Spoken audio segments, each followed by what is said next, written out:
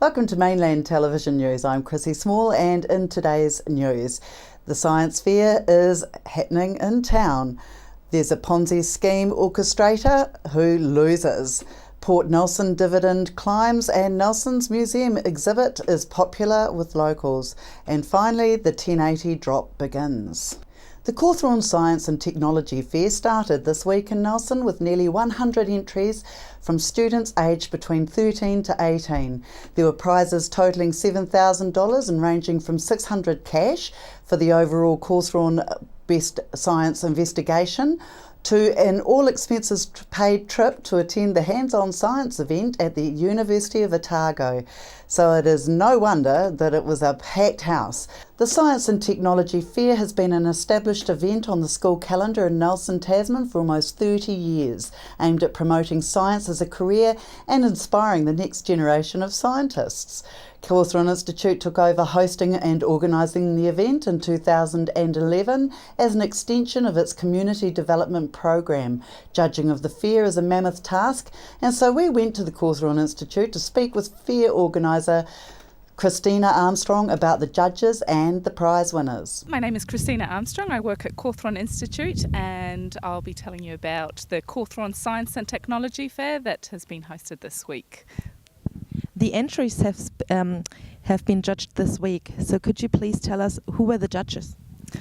We have a wide variety of judges. We have over 60 judges this year, and we have quite a few Cawthron staff. We have staff from other institutes, so Plant and Food, Port Nelson, and then we also just have people that are keen, professionals from different science backgrounds and technology backgrounds. Really huge variety of people, as you can imagine, with 60 judges. What were the standard qualities they were looking for? So we have set criteria that includes a whole variety of sort of looking at how they've developed their science, and if they've completed a logbook, so they've gone through their hypothesis, their methods, their results, analysis, discussions, but this year we've been really working on the fact that we also have technology projects, and we used to judge them all on science criteria, which didn't really work for technology projects. So this year we've had technology criteria written up as well, so there's been those two different types of judging forms. So how did they compare to other years? So that's been our main thing that we've been trying to work on this year, is having science and technology as two different categories. So we also have included more prizes for the technology to try and encourage more students to take up the technology type projects. And we've also tried to include a focus on sustainability. So we've had a few criteria inside in the criteria which talks about sustainability, and also quite a few prizes. So we've had Nelson City Council and Tasman District Council have a youth leadership, which is all about sustainability, and we also had Nelson Consulting Engineers and Tonkin and Taylor also supporting sustainability in our environment. That sounds interesting. When and where can people attend the science fair? The science fair will be open to the public from Thursday to Saturday from 10 till 2 p.m. at Stoke Memorial Hall. All the points are being counted at the moment, and we will find out when the winners are on the 22nd of October, and there will be an awards ceremony where the public is invited to come along, and the awards ceremony will be on the 22nd of October at 4 p.m. at Elim Community Church in Stoke. Why is Cawthron doing this? Cawthron Institute has supported this event for over 10 years, and since 2011 we have been fully running the event. It is a great way for us and our community education program to support all the schools in the Nelson Tasman district. So we have schools from all over the area coming, and hopefully being able to encourage them to pursue a career in science. Thank you. Some Nelson people will be pleased to finally see some justice dealt to a Nelson man who swindled a lot of money from them.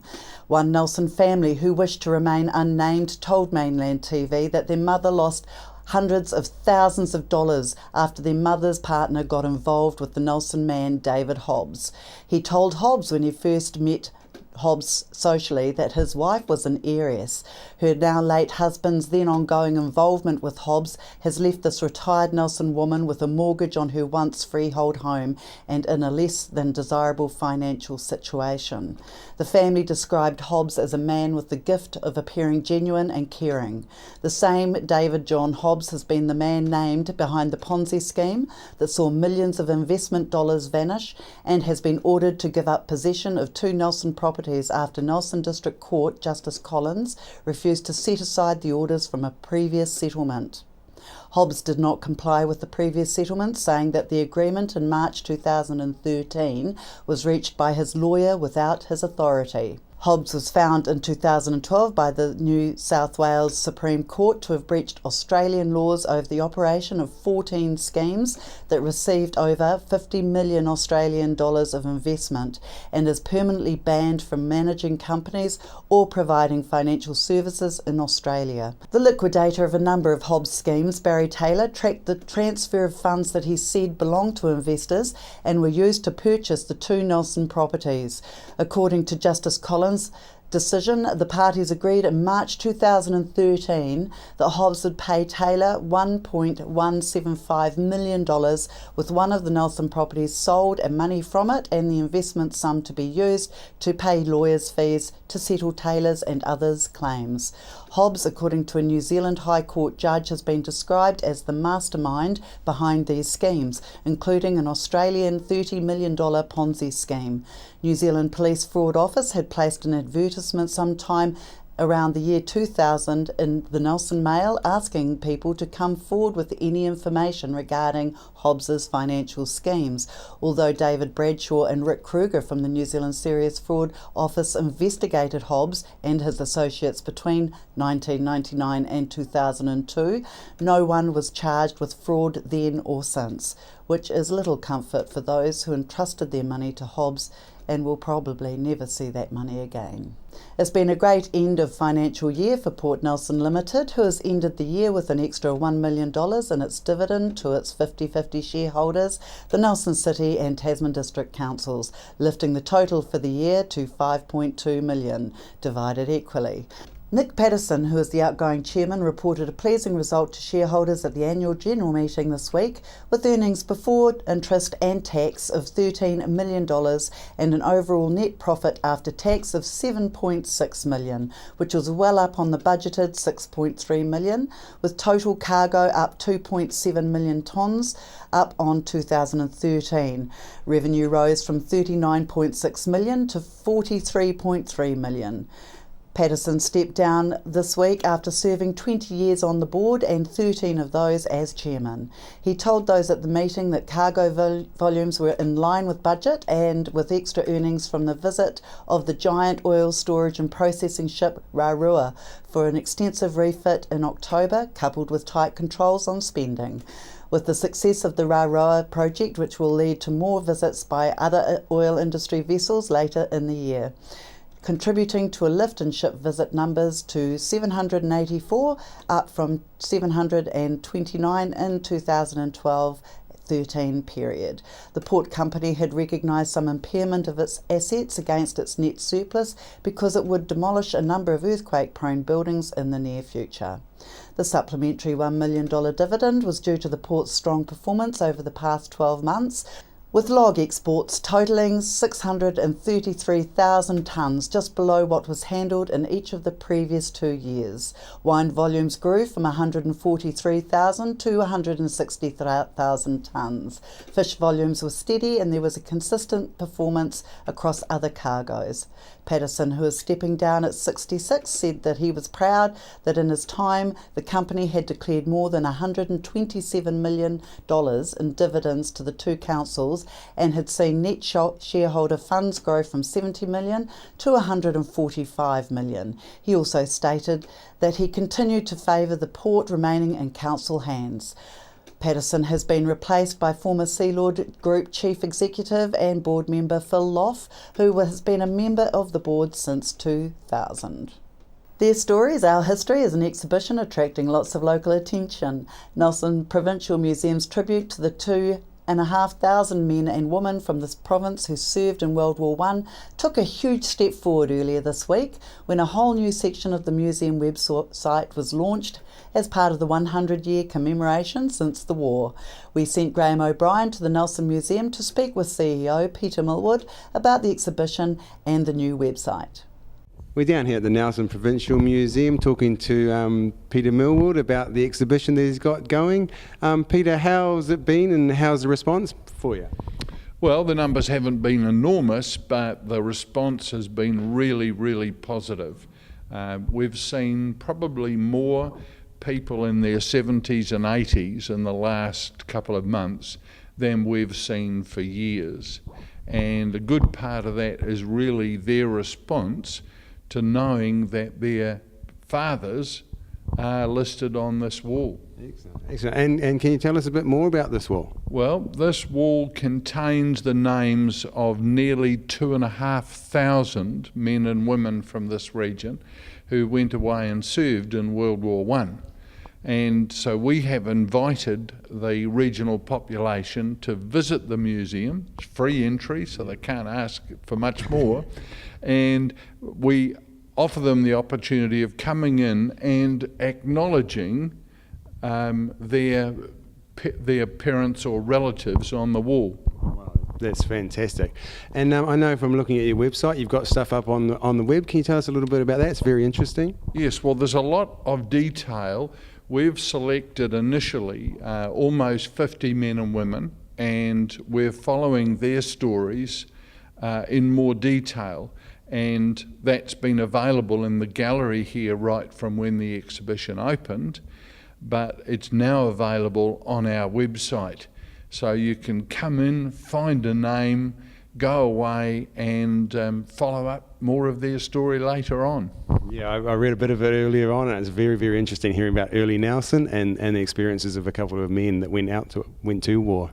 Yes, I think Fred Gibbs' diary that's online, he's amazing because he wrote a diary virtually every Sunday night from 1886 to 1953.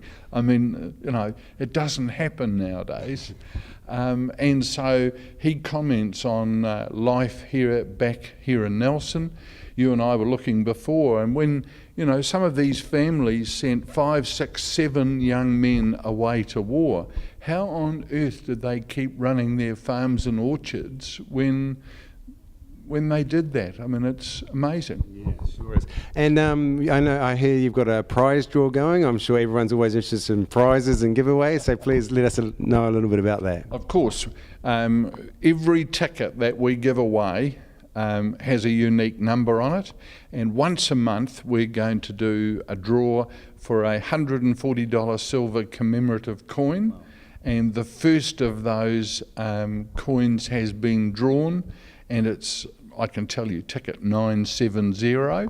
So somebody, if they are alert, we'll be advertising it on the website and on our e-newsletter, and somebody is going to score that very nice prize. Excellent, very good. And how much longer is the exhibition running for? People have to hurry down to get here, or they got a little bit of time left? No, well, on the moment, as you'll see outside the hall, the story is about 1914.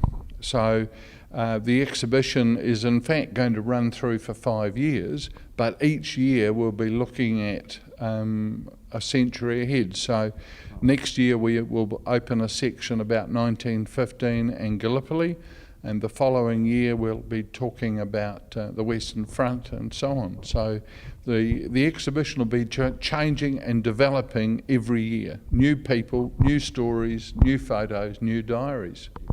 Hey, thanks very much. You're welcome. The Department of Conservation began its battle for birds pest control in Kahurangi National Park to protect native wildlife from destructive rat and stoat plagues on Thursday of this week. The pest control is aimed at protecting populations of the whio, which is the blue duck, great spotted kiwi, the kea, the kaka, the rock wen and the po-elephanted snails and the long-tailed bats, peka peka, at risk from rising predator numbers fuelled by a heavy beach seed fall. The aerial 1080 predator control will knock down rat and possum numbers. Stoats will also be reduced as a result of their eating the poisoned carcasses. The Kahurangi National Park Pest Control is the largest in DOC's national battle for our bird predator control program. It covers approximately 260,000 hectares in western, northern and eastern parts of the park and has been divided into 5 operational areas. An operation has started on Thursday in Golden Bay, covering area from Parapara Peak inland to the border lake and including the area of the Anatoki and Stanley River catchments. The 4 other Kahurangi operations will start as soon as weather conditions allow. The pest control begins with aerial application of non-toxic baits to give rats and possums a taste for the cereal baits. This encourages them to eat the baits containing biodegradable 1080 pesticide that will be aerially applied at a later date when there are favourable fine weather conditions. Deer repellent will be used in 1080 cereal baits in the Cobb Valley, Peat Valley, Deep Creek, Tableland and Lower Junction area of the National Park. This is at the request of the New Zealand Deer Stalkers Association, which says that the Deep Creek Tableland area is important to its members as the core fallow deer hunting area. Mr Knapp said that DOC was very grateful to TB Free New Zealand for working with DOC to coordinate the Kahurangi operations and maximise the pest control benefits. After the break, we'll bring you the latest weather update and some events and happenings coming up from around the region.